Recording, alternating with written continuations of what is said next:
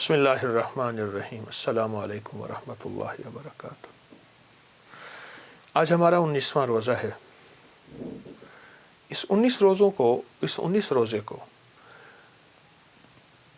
ایک راز کے ساتھ گزارنا ہے۔ وہ راز میں آج دینا چاہتا ہوں، ایک راز کے ساتھ گزارنا ہے۔ اللہ سے 2 رزق مانگنے ہیں۔ اے اللہ رزق روحانی بھی عطا فرما، رزق جسمانی بھی عطا فرما۔ لیکن مجھے دسترخوان مولا وسیع چاہیے، آقا وسیع چاہیے، کریم وسیع چاہیے۔ رزق روحانی کیا ہے؟ رزق جسمانی تو وافر مقدار میں ہمیں مل چکا ہے۔ رزق روحانی کیا ہے؟ یہ تسبیح، یہ ذکر، یہ اعمال، یہ تلاوت، یہ گناہوں سے بچنا، اس کی نافرمانی سے بچنا، کملی والے پہ درود و سلام اور حضور کے آل و اصحاب سے محبت، یہ اولیاء کا ادب، یہ سارا رزق روحانی ہے۔ اللہ سے دونوں رزق مانگنے ہیں، رزق جسمانی بھی اور رزق روحانی بھی۔ اللہ سے دونوں مانگنے ہیں۔ دونوں رزق اللہ کے خزانوں سے لینے ہیں ہم نے، اور اللہ کے خزانوں سے دونوں رزق انشاءاللہ ملیں گے۔ عمر رضی اللہ تعالی عنہ کا ایک فرمان بتاؤں۔ آپ کا فرمان ہے، مجھے اس بات کا فکر نہیں کہ دعا قبول ہوتی ہے یا نہیں، مجھے تو اس بات کا فکر ہے میں کتنا وقت دعاؤں میں لگاتا ہوں، کتنا وقت دعاؤں میں لگاتا ہوں۔ اچھا، ہاتھ اٹھا کے دعا مانگنا ایک بہت بڑا عمل ہے۔ کچھ دعائیں ایسی ہوتی ہیں جو اللہ اور بندے کے درمیان ہیں، اور وہ دل کے اندر سے نکل رہی ہوتی ہیں، اور دل کی گہرائیوں سے نکل رہی ہوتی ہیں، وہ اندر کی کیفیتوں سے نکل رہی ہوتی ہیں، وہ اندر کے وجدان سے نکل رہی ہوتی ہیں۔ کچھ دعائیں ایسی ہوتی ہیں، کچھ دعائیں ایسی ہوتی ہیں۔ ہاں، وہ دعائیں مانگیں، وہ دعائیں اللہ کے خزانوں سے ہم لینے والے بن جائیں۔ تو اللہ سے کبھی بھی نا رزق ایک نہ مانگیے گا، کبھی بھی رزق ایک نہ مانگیے گا۔ ہمیشہ اللہ سے 2 رزق مانگے، رزق روحانی اور رزق جسمانی۔ روحانی رزق آج تک نہیں سنا، وہ یہ ہے۔ اچھا، ہمارے گھر میں روحانی دسترخوان لگتا ہے، جسمانی دسترخوان تو لگتا ہے، ٹیبل پہ نیچے کہیں دسترخوان بھی لگتا ہے، کیا روحانی دسترخوان بھی لگتا ہے؟ اس کو سوچیں۔ اگر روحانی دسترخوان نہیں لگتا تو آج کے بعد روحانی دسترخوان لگائیں۔ تلاوت، روز 1 پارہ پڑھ لیں، نہیں پڑھ سکتے 1 پاؤ پڑھ لیں، نہیں پڑھ سکتے ایک ورق پڑھ لیں، قرآن کی زیارت کریں۔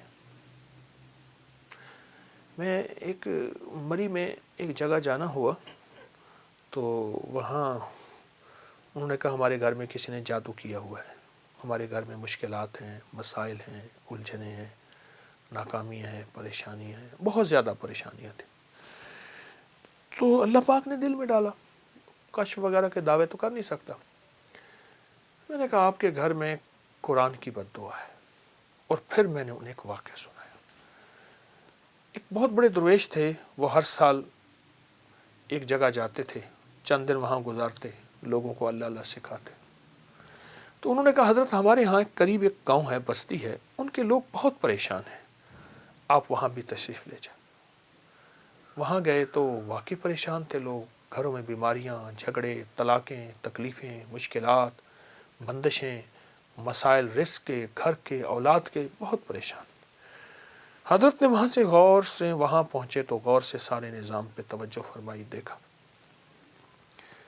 آپ نے فرمایا تمہارے گھروں میں قرآن کی سسکیاں سن رہا ہوں، اور قرآن کی بد دعائیں سن رہا ہوں، اور قرآن کی بد دعا بہت سخت بد دعا ہوتی ہے، اور قرآن کی بد دعا سے بچو۔ حیران ہو گئے کہ قرآن بد دعا دیتا ہے۔ فرمایا قرآن کی سسکیاں بھی ہوتی ہیں، قرآن کی بد دعائیں بھی ہوتی ہیں، اس سے بچو۔ ان پڑھ ہو، نہیں پڑھ سکتے، قرآن پاک اٹھاؤ، چومو، اور باوضو، اور اس کی ہر سطر پہ پہلا کلمہ پڑھتے جاؤ، ہر سطر پہ پہلا کلمہ پڑھتے جاؤ۔ اور اگر پڑھے ہوئے ہو، 1 پارہ پڑھ لو، آدھا پارہ پڑھ لو، 1 پاؤ پڑھ لو، تھوڑا پڑھ لو، زیادہ پڑھ لو۔ میری درخواست یہ ہے، اللہ سے رزق روحانی منوائیں۔ اللہ میری نسلوں کے لیے رزق روحانی عطا فرما۔ ان رمضان کی 19 رمضان کی ان معتبر، مبارک اور مقدس گھڑیوں میں اللہ سے رزق روحانی منوائیں۔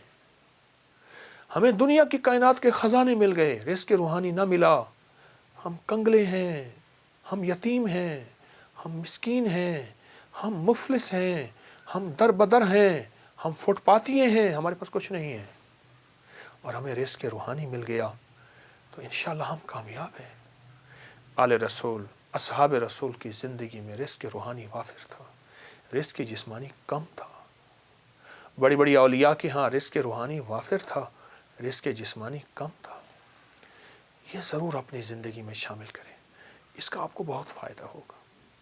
اور ایک بات درخواست کروں گا، اپنی ہنڈیا میں نا ہلدی کا استعمال لازم کیا کریں، کینسر کی روک تھام کے لیے، السر کی روک تھام کے لیے، خون کے اندر سرخ ذرات، ہیموگلوبن اور فلاں فلاں چیز کی کم کرنے کو ختم یا اس کا کم نہ ہو وہ چیز، اس کے لیے، جوڑوں کے لیے، پٹھوں کے لیے، کمر کے لیے، اعصاب کے لیے اور جسم کی طاقت کے لیے اپنے کھانوں میں، ہنڈیا میں ہلدی کا استعمال بڑھائیں اور ضرور کریں۔ رمضان میں بھی انشاءاللہ صحت مند اس لیے ہونا ہے کہ بڑھ چڑھ کے اللہ کی عبادت کرنی ہے اور اللہ کی مخلوق کی خدمت کرنی ہے۔ اللہ ہماری حاضری کو قبول فرمائے، انشاءاللہ اللہ پاک کو ضرور قبول فرمائیں گے۔ جزاک اللہ۔ السلام علیکم ورحمۃ اللہ۔ کتنا عرصہ ہو گیا؟ یہ پورا میزاب رحمت کے نیچے کعبہ کا، اللہ اکبر، یہ پورا کعبہ کی پٹی ہے۔ تو یہ زیارت کے لیے سب کے یہ لیے کھلی جمعرات کو زیارت اس کی جمعرات کو ہوتی ہے۔ زیارت ہوتی ہے اس میں۔ واہ واہ، یہ زیارت، یہ غلاف کعبہ۔ غلاف کعبہ۔ اچھا یہ چیز دیکھیے، جی جی حضور تنے پہ تشریف فرما کے ممبر مسجد نبوی، پھر مجمع بڑھ گیا، بڑھ گئے۔ تو ایک بہت بڑے تاریخ دان ہیں مدینہ منورہ میں، انہوں نے وہ درخت جس سے یہ تنا بنا، یہ ممبر بنا، اس درخت کی ہسٹری، ممبر کی تاریخ پوری حوالوں کے ساتھ کہ ممبر حضور کا ایسے تھا۔ ایسے تھا، ارے اللہ اکبر، اور اس درخت کی پوری ہسٹری لکھی ہوئی۔ جی، تاریخ، اس کی شکل، اس درخت کا پورا۔ اللہ اکبر، یہ کوئی ہسٹورین کمال ہے اس نے تو۔ جی جی جی، اور یہ عقیدت ہے، یہ کہاں سے لوگ کیسے کن جی چیزوں ایسے کے لیے کتنا ایسے وقت نکال کے سارا کر کے۔ اللہ اکبر، اللہ اکبر۔ اور یہ جی ہاں، یہ پرانا قرآن پاک چھپا ہوا 1313 ہجری کا، 2014 کا، آگرہ انڈیا کا چھپا ہوا قرآن، ہاتھ کا لکھا ہوا نہیں، یہ پرانی پرنٹنگ ہے۔